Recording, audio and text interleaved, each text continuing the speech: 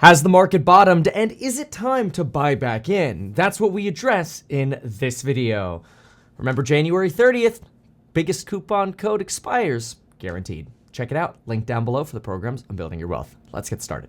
I'll never forget when I was, in high school, and it was around 2007. I was just getting ready to graduate high school, started working on my real estate license in high school. I ended up getting my real estate license at 18. I'll never forget, in 2009, around this time, my family members were dumping their 401ks because they had realized that the valuation had fallen so much. It was almost kind of like they'd never been into stocks. They're sort of just blind to the idea of the stock market. And it was almost as if all of a sudden you had folks decide, oh, well, I'm going to go look and see what my retirement is. And, oh, no, it's down like 40%. Well, dang, if it's down 40%, I may as well go and sell. Because if I sell now, at least I'll still have the other 60%. And sure enough, many of these folks, and not just people that were close to me, but also just you saw this story repeat itself over and over again, we're selling essentially at the bottom of the market. And as difficult as it is to time the market perfectly, I think it's very clear when markets tell you, okay, we're near a top of a cycle, it's time to buy. Okay, we're near a bottom of a cycle, we're near a top of a cycle, it's time to sell. We're near a bottom of a cycle, it's time to buy, right? That's pretty logical. I think we could say that pretty clearly, for example, with the real estate cycle. And the real estate cycle is something that I've been teaching probably for about 12 years, originally in coffee shops and at open houses to folks. I would draw where I actually had a picture of the real estate cycle up, and it was sort of customized for real estate. But folks were so worried about this idea of, oh my gosh, well, what if home prices continue to fall? And the most simple and I think comforting concept that you should think of as an investor is not to try to be perfect, to sell right here at the end of 2005 and try to buy right here in November of 2011 when the housing market bottomed. And this applies to stocks as well, right? But instead, the goal is to try to draw a line through the middle here and try to do your best to buy over here, right? To buy here and to ultimately sell here. That is actually a lot easier to do. We can time the market in this sense by looking at the macro cycle. This is one of the reasons why in November of 2021, over here, I started shorting ARKK. Wish I held on to those shorts longer. It's also why in January of 2022, I'd say probably on this side, I sold my entire portfolio. And removed what I thought were some of the most riskiest positions altogether as we were in this sort of macro cycle. And it wasn't to say that, oh, we could perfectly time the bottom. It's to say that we know we're at a sort of a macro peak, right? And now I would argue that we're probably somewhere near a macro bottom. Now, that might be here, or we might be here. I personally believe we're probably on the left side unless we have some form of black swan event that we haven't actually seen occur yet. Which means if we are on the left side, we're certainly, well, either way, whether we're on the left or the right, black swan event or not, I believe we're certainly, almost certainly I would say, on the bottom half of this cycle. I think that's pretty evident with some of the declines and the shifts in economic data that we've seen. We'd really have to see a U-turn in inflation to the dark side or some kind of black swan to suggest that we're not in the bottom half of the economic cycle, the macro cycle here. Or you'd have to really believe that, look, maybe inflation's going to pop up again and things are going to get even worse. But then you wonder, hey, does that mean we're just right here? And okay, fine. So things are going to get a little bit worse, right? The point is, we're not at euphoria anymore. And my belief is, forget about trying to perfectly time the top or the bottom. Time the macro cycle and look at it as an individual and say, look, we're obviously in a difficult and recessionary style of time. Why not try to take advantage of this environment? Work harder now. Make more money now, build more wealth now by investing more now. So basically what you're doing by investing more now is you're building more potential wealth, right? You work harder now, you take your money, you buy more quantity of exposure to either prep for real estate or buying equities, or maybe you're buying bonds, whatever. And then that way you're rewarded as we enter the upswing of that cycle, whenever that cycle comes. I personally think that is actually quite easy for anyone to do. It's not difficult to know, okay, when are we turning on a macro cycle to the dark side, and when are things getting better, right? Yeah, that I think those are the things that I think we will end up having shown as true between November and January as sort of our top for the peak of the cycle, and hopefully somewhere between October, certain stocks even as early as July, somewhere between July and October. Who knows? That could have been a bottom. Maybe you get a double bottom. Who knows? But let's take a brief look over here. So this is where the reason I started with this is because there are so many research pieces discussing the differences between what investors are doing and how investors are positioning themselves. And almost daily I read content about how investors are just in such different positions. For example, here you've got this argument that the current equity rally we're seeing is due to systemic buying and hedge fund short covering, which may have legs. And there are always so many reasons for why the market could be going up, right? In the short term, I actually agree. I think in 2022, it was easy to make money just shorting the market. You could sell covered calls and milk money. You could short the market and milk money. It was easy. And unfortunately, I think that actually for a lot of hedge funds leaves them under allocated to equities in what could eventually be a sustained rally.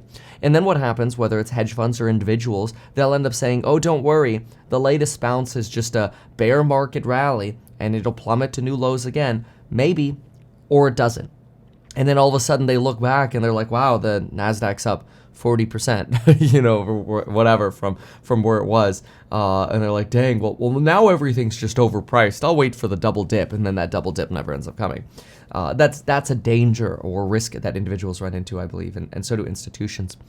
But here's an interesting piece on the difference on how individuals and institutions are positioned. They do say that short interest has actually halved for the fourth quarter for European equities.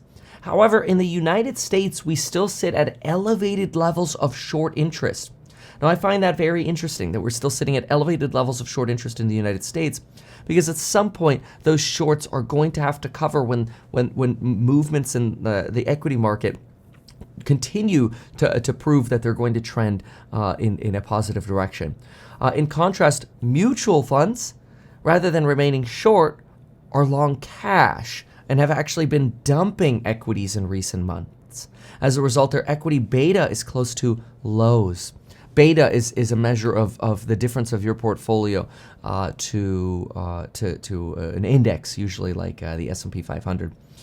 Similarly, the bid from retail investors has waned, with U.S. households turning to outright sellers of stocks.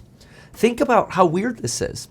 You're potentially sitting at, I would potentially say, the bottom 20% of the macro cycle. Again, no guarantees whether we are on the left or right, but the bottom 20% would probably look something like this of the macro cycle, right? Again, it means we could potentially go a little lower, or potentially means we've already lifted off of the bottom. Nobody knows that, but we do have high confidence that we're on the bottom half, potentially even within that bottom 20%. Yet at that same time, look at how investors are positioned. In my opinion, it's ludicrous. You have households being sellers. You have mutual funds long cash, and you have hedge funds in the United States. I guess I should write 3. There we go. 1, 2, 3. There we go. And you have hedge funds in the United States still relatively short. So think about, there's a reason why Morgan Stanley has said there is so much cash on the sidelines waiting to be put to work. And when you see a report like this from Barclays, you kind of reiterate that argument that, well, yeah, if households are sellers, mutual funds are dumping, and they're long cash and hedge funds are short, well, either they think we really are going into some form of double dip, or the bottom still isn't here, or they're trying to be perfect, or they're making a big mistake. So that's something quite interesting, I believe, for watching your own individual portfolio. They do believe that currently this is the short interest that we're seeing in the United States, it is a chart here on the right side. Short squeeze in the United States is less clear to us. In other words, we've seen short covering here in the in the Eurozone, but look at this. You could see almost no drop in short interest through December in the United States and into the early part of January. TBD how that has moved in the last week here, but a lot of information about how ultimately exposure to equity is by no means high or excessive. If anything, it's low. So I think that's quite fascinating. So we'll see how things move here. Cash and treasuries catching up with equity flows. We've got cash and corporate credit in demand year to date. Okay, so plenty of other charts and information from Barclays. But something here to consider: are we potentially near the bottom of that of that macro cycle? And again, for me, I think the big question is where's the black swan? And I suppose the idea is that nobody knows where that black swan is, right? But what we do know is there's a lot of repositioning happening in investments, whether it's, again, hedge funds going for short positions or mutual funds being long cash. One of the things that I'm paying attention to actually is advertising. And we know that advertising is expected to slow by 5% in 2023. The consensus in 2022 was actually a slowdown, or sorry, a growth of about 10%. And that is now slowing to about 5% in 2023 and potentially falling as, or rising then again to 8.5% growth in 2024. Now, the reason I bring this up is because personally, there's a position that I hold that I think is actually going to really benefit from this movement in advertising. So if you look closely at this here, you see advertising in consensus boomed about 21.6% in 2021, 9.9% in 2022, only 5% in 2023, and then 8.5% in 2024. So not actually going negative on advertising. But what's remarkable is even though advertising is slowing down, you have this sort of rejiggering expected in where advertising spend is going. And one of the biggest markets that it really seems to be benefiting from this or sort of remarking or redesigning of advertising spend budgets is the US connected TV advertising sector. You can see here it is expected to have tripled from 2020 to 2024, from about $10.9 billion in 2020 to 17 in 21, 21 in 22, 20 nearly 7 in 2023, and then 31 in 2024, according to eMarketer. Now, what's fascinating about that is I think there's one play that is worth paying attention to, and that is the trade desk. So if you are thinking about that macro cycle and you're looking where are stocks and positions that, maybe they've been beaten up over the last year, trade desk down about 20% over the last year. And how are companies positioned to potentially take advantage of that shift in advertising? Well, Trade Desk might be one of those to consider for that sort of bottom of the macro cycle play. Again, not calling an exact bottom, but something to pay attention to. Now, one of the reasons we're seeing an explosion in connected TV is because Disney is introducing advertisements via connected TV to their platform. And this follows, obviously, Netflix's move into connected TV advertising.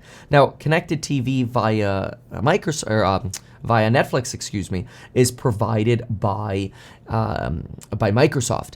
However, connected TV for companies that Disney owns, like Hulu, are provided by Trade Desk, and we expect Trade Desk to be heavily involved in providing ads for Disney Plus. So I think there's a pretty substantially exciting opportunity in Trade Desk. And when I look at the actual fundamentals of that particular company, I kind of like them. Take a look at just some of these notes here. Some of these notes, by the way, are notes that I've put together with course members. Oftentimes in the mornings, we'll do course member analysis on certain stocks, either that you're looking at or that I'm looking at.